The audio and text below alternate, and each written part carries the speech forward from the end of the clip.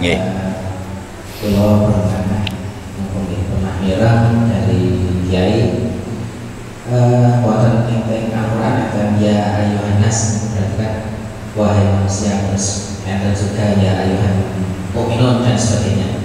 Lajeng itu dados dasar napa nggih permasalahannya.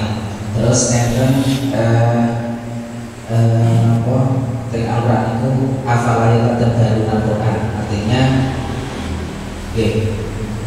kita hanya diwajibkan untuk mentadabburi Al-Qur'an.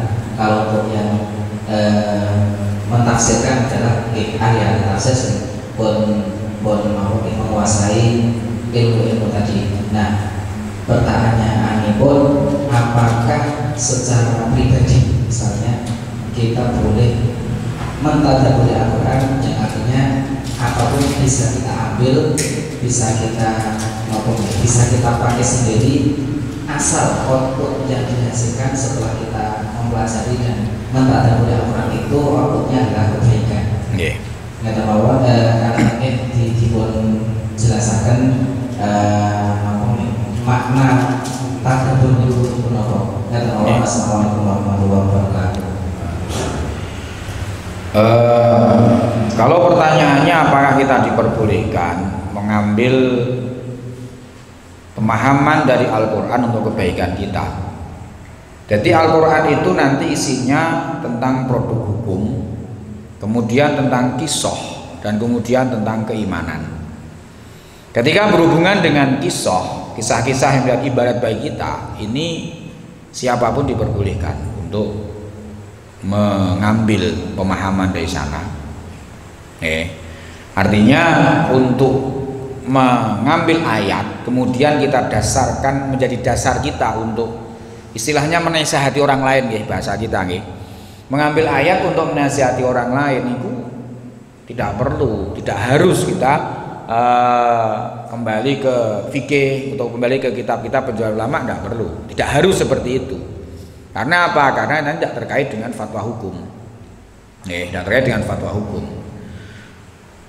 Misalkan kita mau menjelaskan tentang bagaimana umat-umat yang terdahulu itu dihancurkan oleh Allah karena kekufurannya misalkan, nah seperti itu, maka kita bisa memahami dari arti tekstualnya lafaz tersebut. Tetapi nanti kalau pertama sudah berhubungan dengan ayat-ayat hukum, ayat-ayat hukum, nah itu nanti membutuhkan perangkat hukum yang kita uraikan tadi, sehingga supaya kita tidak salah di dalam meletakkan hukum tersebut, maka kita kembali ke tafsirnya para ulama atau kita kembali ke fikihnya para ulama.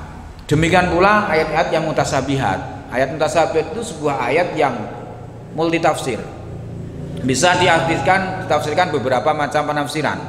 Dan ini untuk mencari makna yang tepat, ini kita membutuhkan pemahaman dari para ulama yang mumpuni.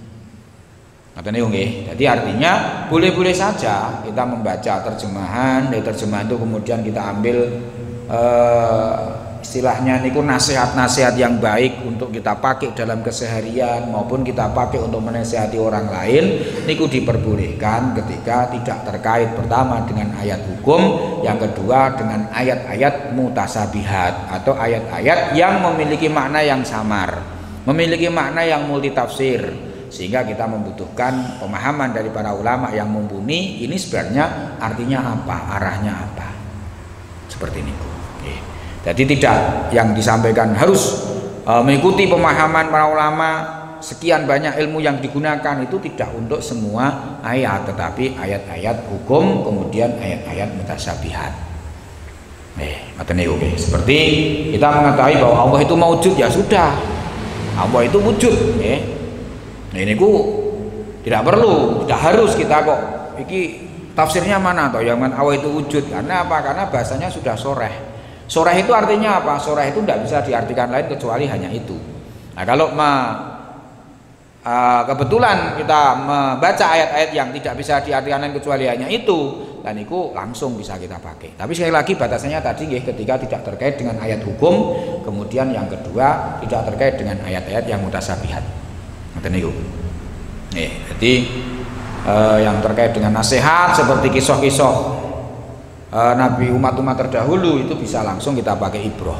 Walaupun yang lebih aman tetap kita membuka tafsirnya para ulama lebih dahulu sebelum kita mengambil terjemahan. Nuwun sewu nggih, kula mboten mengecilkan arti terjemahan tidak. Tetapi begini, terjemah dengan tafsir itu berbeda. Kalau terjemah itu mengartikan Al-Qur'an dalam bahasa Indonesia. Itu terjemah. Artinya apa? Artinya masih tekstual lafadz. Tekstual, sedangkan tafsir ini sudah menjelaskan tentang kandungan ayat tersebut. Niku perbedaannya. Sehingga kalau kita langsung memahami lewat terjemahannya, terkadang nanti ada beberapa arti atau beberapa kandungan yang tidak teruraikan. Kenapa? Karena kosakata bahasa Indonesia niku terkadang kan tidak bisa mengartikan dengan tepat kosakata bahasa Arab. Niku mawon. Kenapa? Kelemahannya apa? Kelemahannya terjemahan ini. Kelemahannya terjemahan adalah kosakata bahasa Indonesia itu sulit, bahkan terkadangan itu tidak bisa untuk mengartikan Al-Qur'an dengan tepat. Karena kosakata bahasa Arab itu lebih banyak daripada kosakata bahasa Indonesia. Saya contohkan bagaimana keterbatasan kosakata bahasa Indonesia. Khauf itu artinya takut. Haibah itu juga artinya takut. Khosyah itu juga artinya takut. Niki nek diterjemahkan bahasa Indonesia semuanya takut maknanya. Tetapi khauf, khosyah, haibah ini lain. Kalau khauf ini ketakutan karena siksaan. Jadi ini ketakutannya orang awam.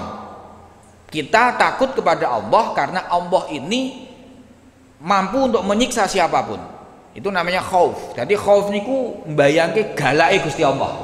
Itu khauf. Khosyah ini miliknya orang alim. Kenapa kok diartikan khosyah? Khosyah itu makrifat. Orang-orang yang sudah tahu bahwa Allah itu memang memiliki sifat menyiksa, keras. Tetapi Allah ini kasih sayangnya juga luar biasa. Artinya khosyah itu adalah rasa takut yang seimbang antara ketakutan terhadap siksa Allah dengan pengharapan kasih sayang dari Allah. Ini khosyah. Sehingga khosyah itu hanya miliknya orang alim. Innama yakhsyallahu min ibadihil ulama. Di situ ulama sandangannya adalah khosyah. Karena khosyah ini percampuran antara rasa takut dengan mengharap kebaikan. Nanti lain lagi haibah. Haibah niki nek cara Jawa sungkan. Jadi haibah ini adalah orang yang sudah makrifat. Dia tahu bahwa Allah itu memang mampu menyiksa, tetapi rasa sayang Allah lebih besar dari murkanya. Sehingga apa? Sehingga dia tidak membayangkan murka Allah, yang dia bayangkan kasih sayangnya. Begitu banyak kasih sayang yang diberikan Allah sehingga dia sungkan untuk melanggar larangannya Allah. Itu haibah. Kan lain udah nggih. Pandangnya sudah lain. Khosyah ini ketakutan. Wedi galaki. Nek cara hubungan anak dengan orang tua, khosyah ini bapaknya galake pol. Sehingga arep napa-napa wedi nek ditutuki. Ya itu namanya walek nggih khauf ya. Khauf niku wedi galake bapakne, ngoten lho. Kalau khosyah niki campur antarane wedi karo seneng. Mergo bapakne niku ya pancen galak bapakne kuwi, ning sayange ya pol-polan, ngoten lho. Jadi dua sisi dimasukkan semua, ngoten nggih. Nah, tapi kalau haibah niki dia ngerti nek bapakne galak, tapi dia tahu sayangnya bapakne niku melebihi galake. Sehingga galak ini seakan-akan hilang ketika dia membayangkan bapaknya, yang terbayang adalah sayangnya, sehingga dia sungkan arep wani ro bapak iki sungkan. Nah, seperti itu perbandingannya khauf, khosyah dengan haibah. Niku mangke kalau diterjemahkan dalam bahasa Indonesia satu bahasa takut. Nah, niku kelemahan terjemah nggih. Maka kenapa kok NU kok selalu menganjurkan jangan terjemah saja, tapi pakailah tafsir. Itu karena keterbatasan bahasa Indonesia dalam mengartikan kosakata bahasa Arab. Tapi bukan berarti terjemah tidak ada faedahnya loh nggih. Niku penting untuk kita pakai. Tapi sekali lagi kalau kita sudah berhubungan dengan kandungan makna, niku jangan melupakan tafsirnya. Nggih. Siap nggih. Yang lain monggo. Oh, tadabbur nggih, tadabbur angen-angen nggih. Angen-angen niku wau, merasakan, meresapi. Mungkin tadabbur lebih diartikan meresapi mungkin nggih. Jadi nek angen-angen niku bahasa Arabe akola, afala yaqilun, nah itu memikirkan. Kalau yatadabbaruna itu nek kula lebih suka bahasa meresapi. Ya tidak hanya sekedar memikirkan tapi meresapi dalam hati. Nah niku tadabbur itu meresapi, nek kula lebih suka pakai bahasa meresapi. Nih.